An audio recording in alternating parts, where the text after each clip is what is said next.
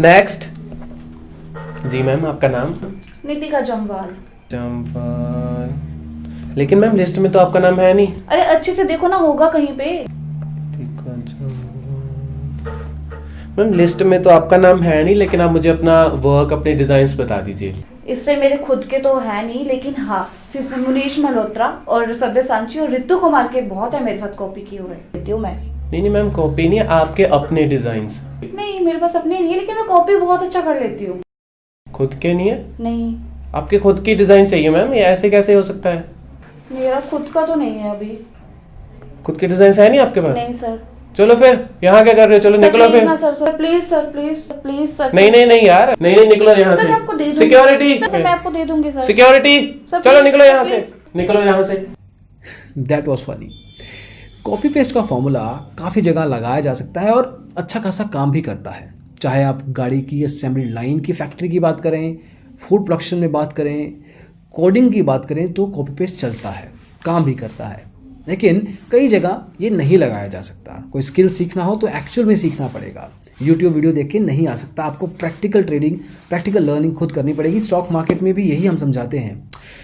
तो क्या आप बड़े निवेशकों का पोर्टफोलियो देख के उनका पोर्टफोलियो पेश करके एक तरह से अपना भी वही बना दें जैसे उनका है, प्रॉफिटेबल हो सकते हैं?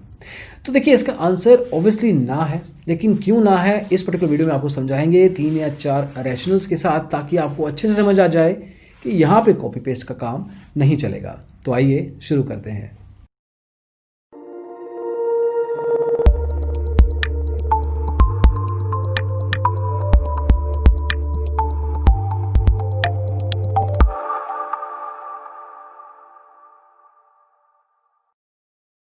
देखिए, स्टॉक मार्केट से पैसा कमाना हमेशा से ही मुश्किल रहा है और है भी मुश्किल, जानबूझ के मुश्किल बनता है, क्योंकि अगर इतना ही आसान होता तो हर कोई प्रॉफिटेबल होता।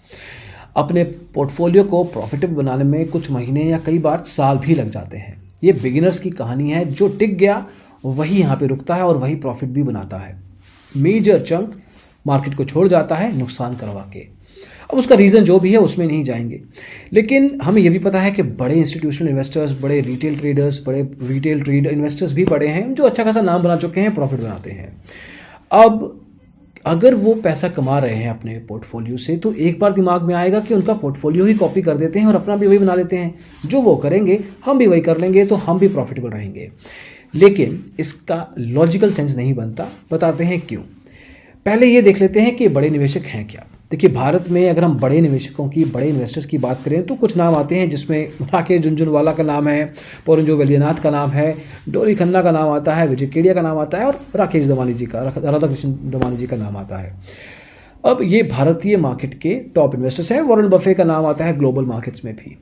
इनके पोर्टफोलियो का बाइफिकेशन कि कहाँ कहाँ पैसा लगा रखा है, कितना पैसा लगा रखा है, कितना होल्डिंग है उस कंपनी में परसेंटेज लेवल पे, वो भी पता लग सकता है। लेकिन as it is copy paste कर देंगे तो बहुत सारी चीज़ें, बहुत सारी खामियां आ सकती हैं। पहला प्रॉब्लम है कि राकेश झुनझुनवाला या कोई भी बड़ा निवेशक उतना बड़ा रिस्क नहीं लेगा जितना आप ले सकते हैं। क्यों? आपका ओवरऑल कैपिटल ही क्या है, जितना आप कैपिटल में रिस्क लेंगे उसका एक्सपेक्टेशन आपका भी उतना ही होगा as compared to Rakesh Jhunjhunwala. अब मैं थोड़ा डिटेल में समझाता हूँ। अब जो बड़ा निवेशक है ना, वो लाख या मान लीजिए 1 करोड़ ऐसा पर्टिकुलर प्रिंसिपल अमाउंट को नहीं देख रहा है। वो देख रहा है हज़ारों करोड़ रुपए की अपनी इन्वेस्टमेंट। ये कोई भी नाम हो सकता है। याद रखिए, हम बड़े निवेशक की बात कर रहे हैं रिटेल लेवल पे, हम इंस्टीट्यूशनल इन्वेस्टर की बात नहीं कर रहे।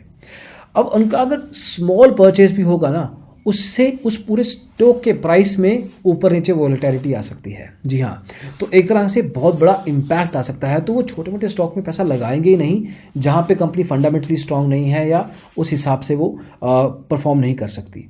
तो पहले तो वो टच ही उन स्टॉक्स को करेंगे जहाँ पे उनकी वॉलेटिलिटी के आने से पूरा लेवल पे पोर्टफोलियो पे फ़र्क ना पड़े। अब इनका एम होता है कि अपने पोर्टफोलियो को हर लेवल पे प्रॉफिटेबल करना कम समय में। ये आपका भी है, बट इसका मतलब ये नहीं कि ये बड़े रिस्क लेंगे बड़े पैसों के साथ, क्योंकि इनका कैपिटल बहुत ज़्यादा होता है। तो दोनों लेवल पे प्रॉब्लम है। एक, आपका कैपिटल उतना ज़्यादा नहीं है। दूसरा, जितना रिस्क आप ले सकते हैं रिटेल ट्रेडर के रूप में, उतना रिस्क राकेश झुनझुनवाला या दमानी साहब नहीं लेंगे। वो रिस्क कम पे अपना ओवरऑल पोर्टफोलियो लेके चलते हैं। तो स्मॉलर इन्वेस्टर के पास कैपेसिटी कम होती है लेकिन रिस्क एपेटाइट हमेशा ज़्यादा रहती है। तो एक तरीके से ऑब्जेक्टिव के लेवल पे ही आप दोनों डिफरेंट हो चुके हैं। दूसरा, आपकी एक्सपेक्टेशन रिटर्न के लेवल पे क्या होगी कि आप कुछ गुना चाहते हैं कि आपकी निवेश हो जाए। अगर आप मान लीजिए लॉन्ग टर्म इन्वेस्टर भी हैं और आप कहते हैं कि मेरे को इतना x टाइम्स रिटर्न चाहिए। अगेन एक बड़े निवेशक की पहली बात एग्जांपल लेते हैं कि अगर वो मान लीजिए 500 करोड़ का इन्वेस्टमेंट कर रहे हैं और 10 साल बाद वही इन्वेस्टमेंट 2500 करोड़ हो जाती है, तो 10 साल में वर्थ हुआ वेट करना। उनको 2000 करोड़ एक तरीके से रिटर्न मिला, लेकिन ओवरऑल रिटर्न 10 साल में 5 गुना हुई। अब अगर आप लगाने ही 1 लाख वाले हैं तो अगले 10 साल तक आप इंतज़ार नहीं करेंगे ना कि आपकी जो ओवरऑल वैल्यू है वो 5 लाख हो जाए। तो 4 लाख रुपए के लिए आप इतना बड़ा टाइम होराइजन नहीं रखेंगे। तो इसलिए यहाँ पे रिटर्न एक्सपेक्टेशंस और टाइम होराइजन के लेवल पे भी आपका मिसमैच हो रहा है। वहाँ पे भी आप सेम एक्सपेक्टेशंस के साथ नहीं जा सकते। आपका एक्सपेक्टेशन 1 लाख का अगर आप 10 साल के लगाते हैं, आप मिनिमम 15-20 लाख एक्सपेक्ट करके चलेंगे कि इतना रिटर्न तो आना चाहिए, उसके अलावा कोई फ़ायदा नहीं है। और तीसरा रीज़न ये है कि आप एग्जैक्ट पोर्टफोलियो वैसे भी फिगर आउट नहीं कर पाएंगे। सेबी के अनुसार अगर किसी भी कंपनी में 1% या उससे ज़्यादा का होल्डिंग है तो आपको बताना पड़ेगा कि वो इन्वेस्टर कौन है, उसकी कितनी है होल्डिंग और कितने रुपए का उसने इन्वेस्टमेंट किया हुआ है। लेकिन अगर 1% से कम है तो बताने की ज़रूरत नहीं है। तो जो भी पब्लिक इंफॉर्मेशन में, पब्लिक डोमेन में पड़ा है डेटा, वो ये बताता है कि फला इन्वेस्टर जो बड़ा निवेशक है उसका इस कंपनी में 1% है, उस कंपनी में 3% है। जो 1% से ज़्यादा रहते हैं वो सब रहेगा, लेकिन जो 1% से कम निवेश रहता है उसका होल्डिंग राकेश झुनझुनवाला या कोई भी बड़ा इन्वेस्टर है वो इन्फॉर्मेशन अवेलेबल नहीं है। तो एक तरीके से पूरे पोर्टफोलियो की पिक्चर आपको वैसे भी दिखाई नहीं देगी। देन चौथा रीज़न ये है कि एग्जैक्ट टाइमिंग एंट्री और एग्जिट की आप कभी भी फिगर आउट नहीं कर पाएंगे। जब भी एक लेवल पे शेयर होल्डिंग पैटर्न डेटा जो विजिबल होता है कंपनी के द्वारा, जब वो पब्लिश होगा तभी आपको पता लगेगा कि एक बड़े निवेशक ने एक्स्ट्रा पैसा डाल दिया है या निकाल दिया है। तो कब जाना है, कब निकालना है स्टॉक, ये आप कभी भी एग्जैक्ट टाइमिंग के साथ फिगर आउट नहीं कर पाएंगे। तो आप कॉपी तो कर रहे हैं लेकिन फॉलो करना बहुत टफ रहेगा सेम टाइम के साथ। और पांचवा और सबसे बड़ा रीज़न ये है कि अगर आपको लगता है कि बड़े निवेशक गलतियां नहीं करते हैं तो ये सबसे बड़ी गलती आपकी है। हर निवेशक कोई ना कोई लेवल पे गलती करता है, चाहे वो कोई भी है।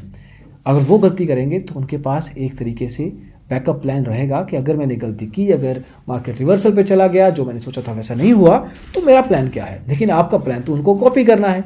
अगर आप कॉपी ही करेंगे, आप भी एग्जिट मार देंगे, लेकिन आपका पैसे के लेवल पे कोई बैकअप प्लान नहीं होगा, तो उस केस में आप क्या करेंगे।